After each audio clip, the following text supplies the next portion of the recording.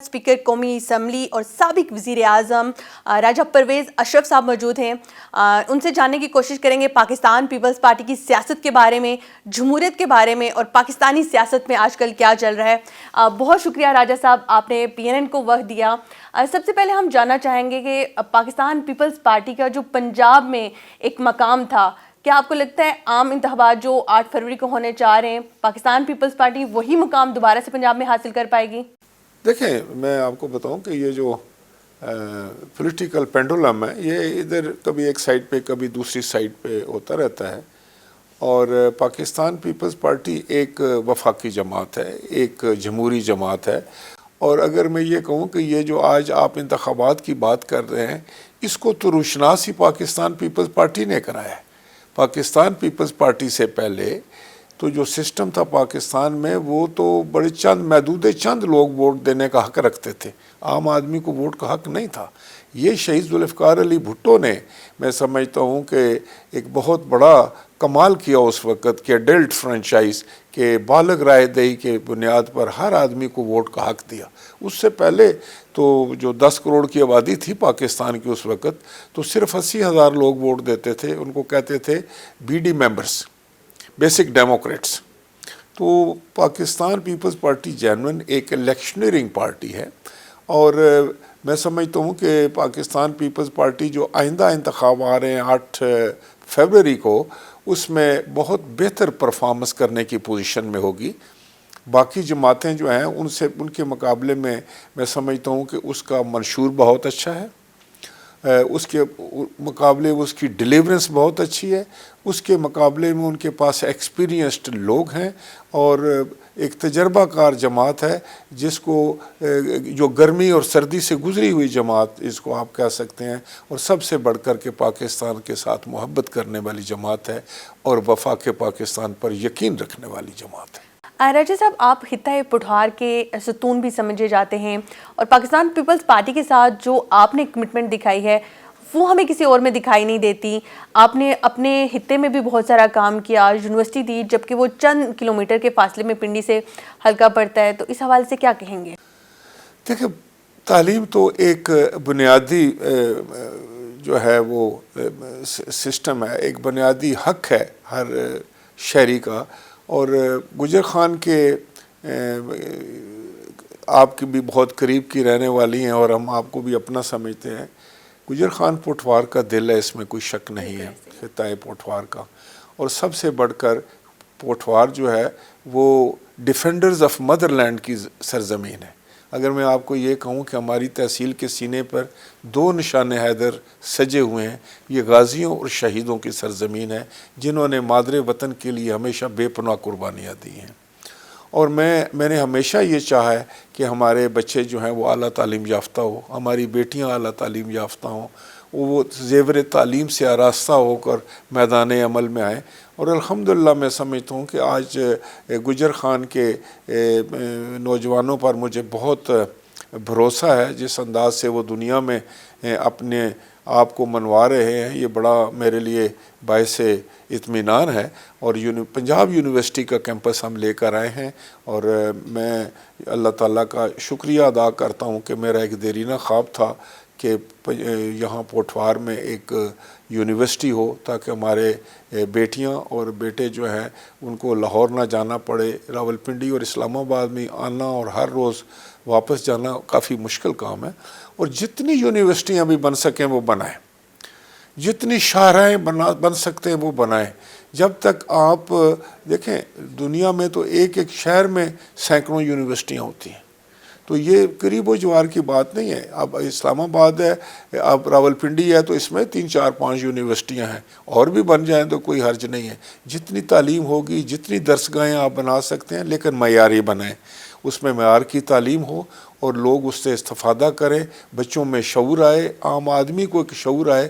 अब देखें ना, गांव में बैठा हुआ शख्स है जिसकी लिमिटेड से इनकम है, वो कहता है कि अगर मेरी बेटी को BA के बाद जो MA के लिए इस्लामाबाद जाना पड़ेगा या पिंडी जाना पड़ेगा, मैं इसको ठहराऊँगा कहाँ पर, ये वापस कैसे आएगी, हर रोज़ के मुझे परेशानी होगी कि अभी बेटी जा रही है, अभी आ रही है। तो उससे बेहतर है कि अगर मेरे नज़दीक हो तो मैं जाके सुबह वो जाए पढ़ने के लिए और तालीम اس کے بعد گھر واپس آ جائے. یہی بچوں کی بات ہے. اخراجات کے علاوہ ایک سینس آف سیکیورٹی ہوتی ہے بچوں کے بارے میں ماں باپ کو, تو اس کو مد نظر رکھتے ہوئے الحمدللہ ہماری یونیورسٹی میں ایڈمیشن شروع ہو گئے ہیں, اور انشاءاللہ تعالیٰ بہت جلد کلاسز کا اجراء ہو رہا ہے, جو میں سمجھتا ہوں کہ بڑی ہی میرے لیے تو بہت اطمینان اور خوشی کی بات ہے, اور گجر خان کے عوام بھی خوش ہیں خدا کے فضل و کرم سے کہ ایک دیرینہ خواب اللہ تعالیٰ کی ذات نے پورا کر دیا. اچھا یہ بھی بتائیے گا راج صاحب کہ کل چیئرمین پیپلز پارٹی بلاول بھٹو زرداری نے 10 نکاتی منشور دیا ہے. منشور پہلے بھی آتے رہے ہیں پیپلز پارٹی کے, اب بھی کیا لگتا ہے کہ کیا فرق ہے اس دفعہ والے منشور میں؟ دیکھیں میں آپ کو بتاؤں کہ چیئرمین بلاول بھٹو زرداری تو آپ نوجوانوں کے لیڈر ہیں, وہ بڑے نوجوان سوچ رکھتے ہیں, اعلیٰ تعلیم یافتہ ہیں, سیاست کی اونچ نیچ کو سمجھتے ہیں. اب خدا کے فضل سے ان کو بڑا تجربہ بھی ہو چکا ہے, کامیاب وزیر خارجہ رہ چکے ہیں, پارٹی کے سربراہ ہیں.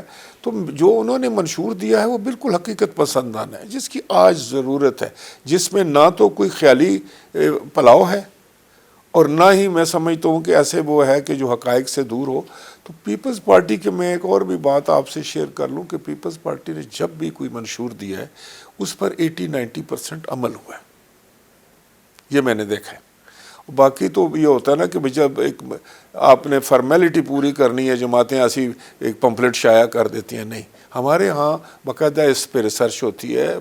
منشور کمیٹی جو ہے اس میں بڑے منجے ہوئے سیاستدان ہوتے ہیں, بڑے منجے ہوئے معاشرے کو سمجھنے والے لوگ ہوتے ہیں, اکانومی کو سمجھنے والے لوگ ہوتے ہیں. تو وہ بیٹھ کر حقیقت پسندانہ تجزیہ کر کے جو ہے وہ کمیٹی کے سامنے جب آتا ہے تو اس پر پھر پارٹی جو ہے وہ فیصلہ کرتی ہے, لیڈرشپ فیصلہ کرتی ہے, ایگزیکٹو کمیٹی فیصلہ کرتی ہے. آصفہ بھٹو نے کل کہا کہ 16 برس بیت کے ہمیں انصاف نہیں ملا. یس, یہ بالکل ٹھیک ہے. شہید ذوالفقار علی بھٹو کے بعد شہید محترمہ بے نظیر بھٹو اور اس خاندان پر جس طریقے سے میں سمجھتا ہوں کہ ایک غم اور دکھ کے پہاڑ ٹوٹے ہیں, اور جتنی بڑی ان کے ساتھ زیادتی ہوئی ہے وہ تو ایک تاریخ میں ہے, ہر بندے کو پتہ ہے. اور ایک بیٹی کے جذبات جو ہے جس کی ماں اس سے چھن جائے وہ یہی ہونے چاہیے. اور سچی بات یہ ہے کہ کیا ابھی تک تو ہم خود حکومت میں تھے, ہم بھی ماسوائے اس کے کہ وہ لوگوں نے کہا کہ بھئی فلاں لوگ ہیں جنہوں نے مارا ہے اور وہ خود دنیا سے چلے گئے ہیں. اس طرح میں سمجھتا ہوں کہ یہ ایک دکھ کی بات ہے, لیکن بہرحال یہ اس دکھ کے ساتھ ہی پیپلز پارٹی آگے بڑھ رہی ہے. اور میں سمجھتا ہوں کہ اتنا غموں کے بوجھ اٹھا کے پھر بھی پاکستان کے لیے, وفاق پاکستان کے لیے, پاکستان کی محبت کی اگر کوئی بات کرتا ہے تو یہ بہت اچھی بات ہے. راج صاحب آپ خود بھی ایک سینئر سیاستدان ہیں, منجے ہوئے سیاستدان ہیں. شاہ محمود قریشی جب تک پاکستان پیپلز پارٹی کا حصہ تھے باعزت طور پر انہوں نے ایک زندگی گزاری. کل جو ان کے ساتھ ہوا اس حوالے سے کیا کہیں گے؟ دیکھیں میں بتاؤں کہ یہ جو کچھ بھی ہے یہ کوئی, میں تو سمجھتا ہوں کہ اب تو شاید یہ نارمل نام ہوتے جا رہے ہیں ہماری سوسائٹی کے. کل یہی کچھ یہ کہہ رہے تھے but goes around comes around. کل یہی جس وقت کہتے تھے کہ ہم فلاں کو مونچھوں سے پکڑ لیں گے, فلاں کو ہم جیل میں ڈال دیں گے, فلاں کو ہم الٹا لٹکا دیں گے, تو یہ نہیں کرنا چاہیے. اس وقت بھی غلط تھا, آج بھی غلط ہے. قانون اپنا راستہ لے, لیکن میں آپ کو یہ بتا دوں کہ یہ کسی کو اجازت نہیں دی جا سکتی کہ وہ ہماری سیکیورٹی اپیریٹس کے اوپر اس طریقے سے حملہ آور ہو جائے, ہمارے جی ایچ کیو کو وہ روند دے, ہمارے شہداء کی بے عزتی کر دے, ان کی تضحیک کر دے, اور وہ کور کمانڈروں کے گھروں میں آپ گھسیٹ دیں. یہ تو پھر رائٹس ہے نا, یہ تو پھر حملہ ہے. تو جب اب یہ تو پھر آپ ملک دشمنی کر رہے ہیں, تو یا تو آپ بالکل یہ واشگاف الفاظ سے کہیں کہ ان چیزوں سے میرا کوئی تعلق نہیں, کہیں وہ بھی نہیں آپ کہتے ہیں, کنڈیم بھی آپ کھل کے نہیں کرتے ہیں, بیچ بیچ میں رہتے ہیں اور ایک اور لاوا پکا رہے ہیں جس میں اس معاشرے کو بڑے خطرات لاحق ہو چکے ہیں. میں تو کوئی اچھی مجھے جو ہے نا وہ نہیں آ رہی, میں سمجھتا ہوں کہ وائبز اس بات سے کہ یہ کیا ہونے جا رہا ہے اس ملک کے ساتھ. اور سیاستدانوں پر بڑی بھاری ذمہ داری ہے. ہمیں صرف تنقید نہیں کرنی چاہیے بلکہ ہمیں, میں سمجھتا ہوں کہ کچھ اس کا حل تلاش کرنا چاہیے. دیکھیں نا, Shah Mahmood is one individual. وہ جب ہمارے ساتھ تھے تو ہمارے وزیر خارجہ تھے, وہ پھر ہمارے چھوڑ کے چلے گئے. اس سے پہلے بھی وہ کسی جماعت میں تھے, اس سے پہلے بھی. تو یہ بھی ایک ٹرینڈ بن گیا ہے سیاست میں کہ بس لوگ سمجھتے ہیں کہ پتہ نہیں کیا ہونے والا ہے، جلدی سے کچھ حاصل کرنے کے لیے ادھر ہاتھ پاؤ مارو. تو ایک ہی دفعہ سوچ سمجھ کے میں سمجھتا ہوں کہ ہمیں سب کو بیٹھنا پڑے گا اور یہ اس انداز سے کہ معاملات جو ہے نا ملک میں استحکام آئے، غیر یقینی کی کیفیت ختم ہو اور الیکشن جو ہیں وہ ایک اچھے انداز سے ہو جائیں اور اللہ کرے کہ یہ ملک جو ہے دوبارہ کاروبار سلطنت جو ہے وہ اپنی پٹڑی پر چل پڑے اور معاملات آگے بڑھیں. راجہ صاحب آخری سوال آپ سے صرف یہ ہے کہ نون لیگ جو ہے میثاق جمہوریت پہ بہت ساری پارٹیوں نے جو ہے دستخط کیے تھے، اس پر عمل درآمد کرتی ہوئی نہیں دکھائی دے رہی، تو اس پہ آپ کیا کہیں گے؟ ہاں، میثاق جمہوریت جو ہے وہ اس کا تو میں خود ایک حصہ تھا، میں اس کا چشمدید گواہ بھی ہوں کیونکہ میں اس میٹنگز میں بیٹھتا تھا جو کمیٹی تھی. تو اس میں ایک بات ہوئی کہ ایک ٹھہراؤ آیا سیاست میں. اس سے پہلے تو اسمبلیاں 2-2.5 سال کی مدت پوری کرتی تھی اور پھر کوئی 20 مہینے کے بعد چلتا کر دیا جاتا، کوئی 15 مہینے بعد ٹوٹ جاتی. ایک حکومت بناتا، دوسرا بار بیٹھا ہوئے شور کر رہا تھا کیا بھائی کیا اس کو نکالو نکالو نکالو. تو اس سے استحکام نہیں آتا ملک میں. عوام کو بھی سوچ سمجھ کر فیصلہ کرنا چاہیے، جذبات میں نہیں، اور میرٹ پر فیصلہ کرنا چاہیے. اپنے امیدوار کے چناؤ میں آپ کو میں آپ کو بتاؤں کہ یہ جو ووٹ ہے یہ بہت قیمتی چیز ہے. یہ آپ نے سوچ سمجھ کر دینی ہے کہ آپ کس کے حوالے آپ پاکستان کی نمائندگی کر رہے ہیں، اپنے صوبے کی نمائندگی کر رہے ہیں. ایسے اشخاص کو دوں کہ جن کو شعور ہو، جن کی کوئی ویژن ہو، جو آپ کو ڈیلیور کر سکیں، جو وہاں جا کر اس ہاؤس میں کنٹریبیوٹ کر سکیں. اب ہم لوگ بھی تو کیا کریں؟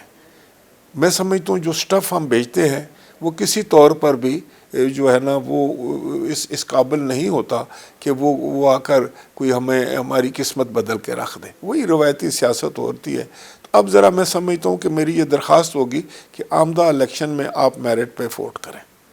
آپ ہر امیدوار کو دیکھیں، اس کو کسی کسوٹی پہ رکھیں، اس کا پاس دیکھیں، اس کا ایکسپیرینس دیکھیں، اس کی شخصیت دیکھیں، وہ دیکھیں کہ وہ آپ کی نمائندگی کر سکتا ہے. وہ آپ کا وکیل بننے جا رہا ہے نا، تو کیا آپ کی وہ وکالت کر سکتا ہے؟